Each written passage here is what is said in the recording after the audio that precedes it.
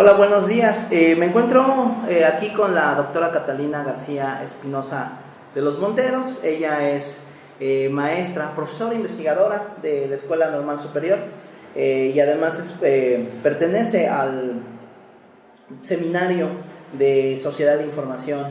y Diversidad Cultural de la Universidad Nacional Autónoma de México, un seminario que tiene ahí como figura importante la del doctor León Olivé, que para la comunidad filosófica nacional pues es un personaje sumamente importante, entre otras razones. A mí me parece que es porque fue pues de las figuras que introdujo el pensamiento filosófico contemporáneo sobre la ciencia y la tecnología en forma de estudios sobre ciencia, tecnología y sociedad, por ejemplo. La doctora Catalina nos visitó para darnos una conferencia en el contexto o en el marco de la 11ª Semana de las Culturas de la Universidad del Papaloapan, y nos viene a exponer un tema que es conocido de muchos avecindados o muchas personas que son originarias de esta región, pero que ciertamente pocas veces se discute de manera pública, académica, y pocas veces se ha escrito desde la región sobre este asunto, y es fundamentalmente los efectos que tuvo el trabajo de la Comisión del Papaloapan desde 1947 aquí en la región. Los vivimos cotidianamente, parece, ¿no? Todas las consecuencias de gran plan federal para administrar los recursos y la riqueza de la región, pues parece que devinieron en problemas que ahora vemos cotidianamente con los conflictos cañeros, con las organizaciones sociales, que se sienten a veces despojadas de las tierras por personas que se quedaron con las mejores tierras regadas por estos afluentes controlados por la presa, particularmente la presa Miguel Alemán. La doctora Catalina nos vino a hablar acerca precisamente pues de los proyectos hidroeléctricos, ¿no?, a nivel nacional e internacional, y particularmente enfocó su plática al caso de la presa o la hidroeléctrica Miguel Alemán. Muchas gracias, Catalina, por haber estado con nosotros. Platícanos un poco cuál es tu perspectiva acerca de estos emplazamientos tecnológicos como estos que producen energía eléctrica en el país y pues en el mundo. Las centrales hidroeléctricas que se han estructurado en todo el mundo y particularmente en México son un prodigio de ingeniería. Eso creo que hay que establecerlo.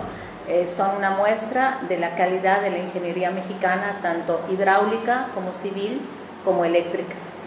Y eso hay que plantearlo porque analizar un tema como el de las consecuencias, los impactos sociales del emplazamiento de hidroeléctricas es sin duda complejo,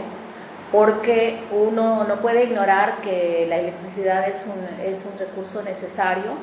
que el acceso a la electricidad debe ser visto como un servicio público, no como un negocio.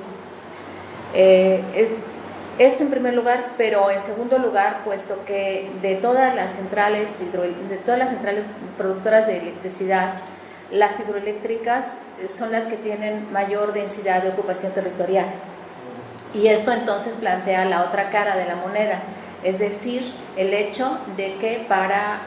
emplazarla hay que desviar ríos, hay que despojar a las comunidades de sus ríos o negociar con ellas para que el agua represada se devuelva al cauce y entonces pueda ser utilizada por las comunidades, cosa que sí ha ocurrido, por ejemplo en Necaxa, ocurre de alguna manera en Chicoacén y Malpaso, en las dos centrales que están más arriba de la pendiente del río Grijalva. Entonces se puede conciliar, se puede negociar con una condición: que haya un reconocimiento del derecho de los pueblos originarios para disponer de sus propios recursos, que se les sea considerado como sujetos de derecho y que eso necesariamente pasa por el reconocimiento de sus propios sistemas de derecho, de sus propios modos de propiedad y del respeto a todas sus formas de vida. Entonces, esta complejidad del tema de las hidroeléctricas, sin duda para mí es uno de los núcleos de la discusión en la filosofía de la ciencia y la tecnología. Y en eso quiero decir que agradezco profundamente al doctor León Olivé, que fue mi director de tesis en el doctorado en la UNAM,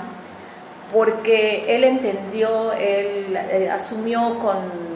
mucha benevolencia y al mismo tiempo con gran exigencia que hiciéramos una discusión sobre el derecho a la electricidad como un derecho ciudadano, que fue el tema de la tesis doctoral de mi tesis doctoral en la UNAM, que se llamó El derecho ciudadano al acceso a la energía eléctrica, tensiones y singularidades en el caso de México. Y bueno, entonces desde esa tesis yo planteaba que analizar los sistemas eléctricos requiere de utilizar un método de análisis necesariamente complejo, en el cual se vea toda la red de relaciones contradictorias entre los sistemas eléctricos y la sociedad. La sociedad necesita energía eléctrica, sin duda es un insumo fundamental, pero al mismo tiempo hay que negociar todos los impactos negativos que significa el emplazamiento de las centrales y sobre todo verlo como un servicio público. Cuando se ve como un negocio la electricidad, entonces todavía se deforma más la perspectiva de considerar a los pueblos como sujetos de derecho, con todo el derecho al territorio. El doctor Olivé decía que el territorio para los pueblos originarios es mucho más que una base material, es la simbolización de su cultura, es la representación de todo lo que ellos son comunitariamente. Y comunitariamente quiere decir que si analizamos y consideramos una posibilidad de negociación de este tipo de estructuración de sistemas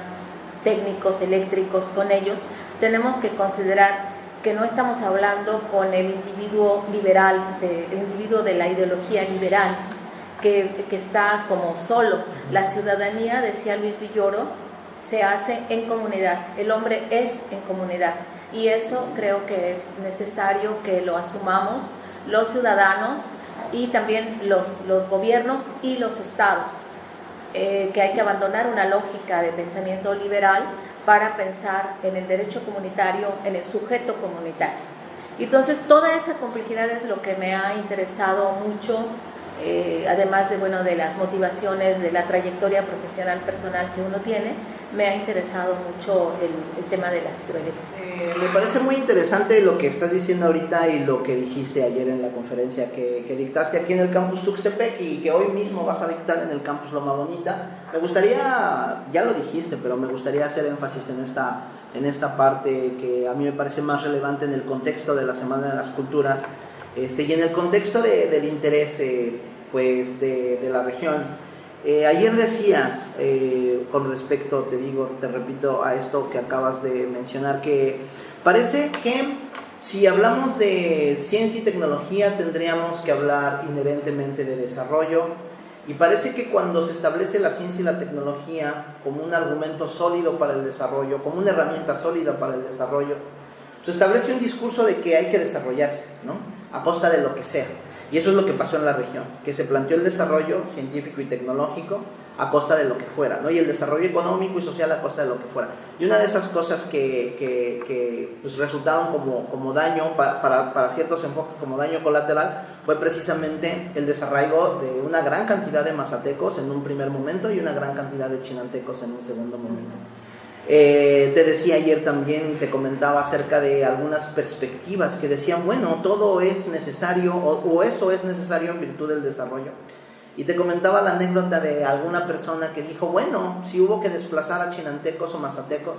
pues ni modo, a final de cuentas es el precio del desarrollo y es el precio que se tiene que pagar para que ciudades industrializadas como por ejemplo Tuxtepec pues estén tranquilas ante el peligro de la inundación.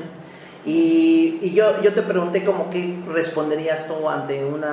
planteamiento de ese tipo y me diste una respuesta maravillosa que tiene que ver con los derechos culturales y los derechos humanos de las personas que habitan estas zonas, que son afectadas a partir de este discurso del desarrollo. ¿Nos podrías ampliar un poquito más esta respuesta? Sí, quisiera partir primero de la vieja idea de Drury, en su escrito sobre la idea del progreso, un escrito de 1904 aproximadamente, en el cual él discute justamente la idea del progreso. Él dice que se ha construido una ideología sobre este concepto, como si fuera un camino lineal sin interrupciones y sin retrocesos. Y a partir de esta idea fundamental de Viure, que muchos asumimos como un postulado, digamos, quisiera decir que cuando se dice, bueno, es el precio que hubo que pagar, es el despojo de los mazatecos, pues lo está diciendo alguien que no es mazateco y que no ha sufrido el despojo. El despojo no solamente físico, sino de todo lo que representa los asideros culturales que uno tiene, con los cuales se construye la comunidad a la cual él pertenece. Y en ese sentido, yo ayer decía que hay derechos de los pueblos, no solamente si uno quiere reconocerlos desde la filosofía de la ciencia o desde el humanismo, sino hay derechos que están consagrados ya de manera jurídica. El derecho a la consulta, que está instituido en el convenio 169 de la Organización Internacional del Trabajo y que, de acuerdo con las últimas modificaciones a la Constitución mexicana, todo aquel tratado internacional que el Estado mexicano firme se inscribe en la Constitución. Por lo tanto, es una obligación. Se podría argumentar en este caso que, bueno, en 1954, 47 y 54, cuando se construyó Temazcal, pues esto no existía, cierto. Sin embargo, lo que se podría argumentar es que hay una mucho más antigua tradición del Estado mexicano, el Estado criollo, llamémosle así, que después de la independencia, de la firma del Tratado de Independencia, se portó peor con los pueblos indígenas que los propios colonizadores españoles. Los colonizadores españoles tuvieron que hacer algunos acuerdos con los mixtecos, por ejemplo, ¿no? A los cuales nunca pudieron vencer y que por lo tanto tuvieron que negociar con ellos o con los tlaxcaltecas, en este segundo caso, para poder conquistar militarmente a los mexicas. Entonces,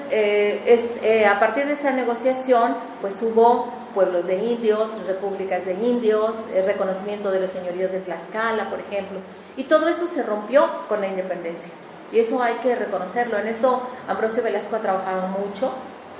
diciendo cómo el Estado independiente quiso asfixiar. Años más tarde, Bolívar Echeverría destaca con gran claridad que hubo en México, como en otros países, un proceso de blanquitud, es decir, todo lo que no era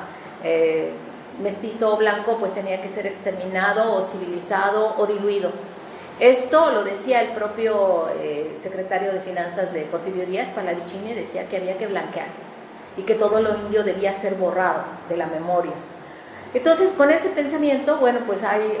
una ideología subyacente en el mestizo mexicano, llamémosle así.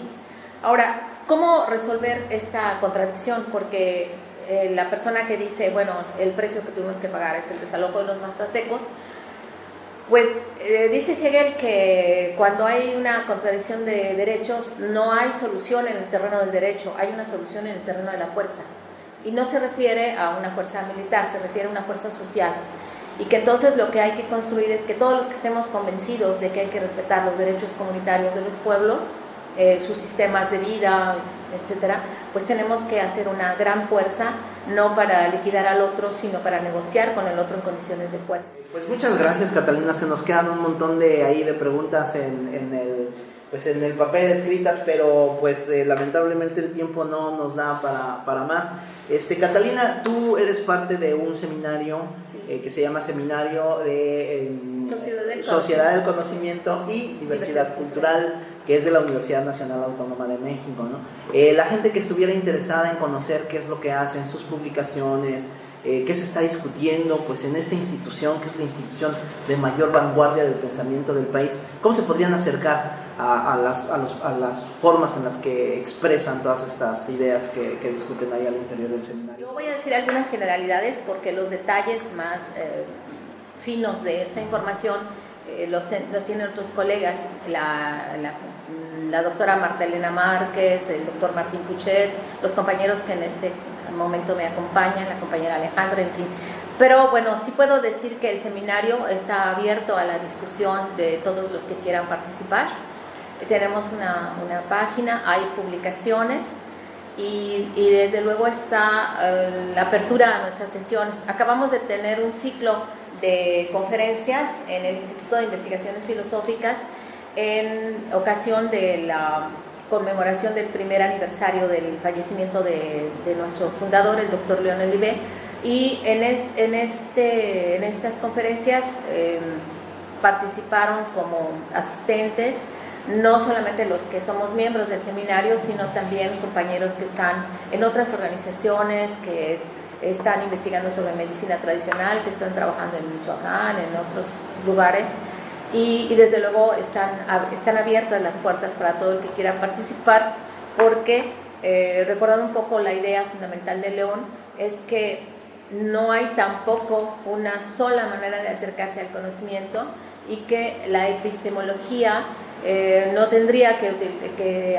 analizar solo el conocimiento construido académicamente en México, en Europa, en otros países, sino también los modos de acercarse al conocimiento, la estructuración del conocimiento de los pueblos, que no está en los libros, que no está en la academia, y que tendría que estar, así como nosotros tendríamos que hacer un gran esfuerzo por entender cómo piensan los otros. Y quiero finalizar diciendo, tomando uno de los casos que decía Carlos Lengersdorf cuando trabajó con los tojolabales, decía: para mí era incomprensible al principio entender por qué en el idioma tojolabal no existe la palabra yo, existe la palabra nosotros.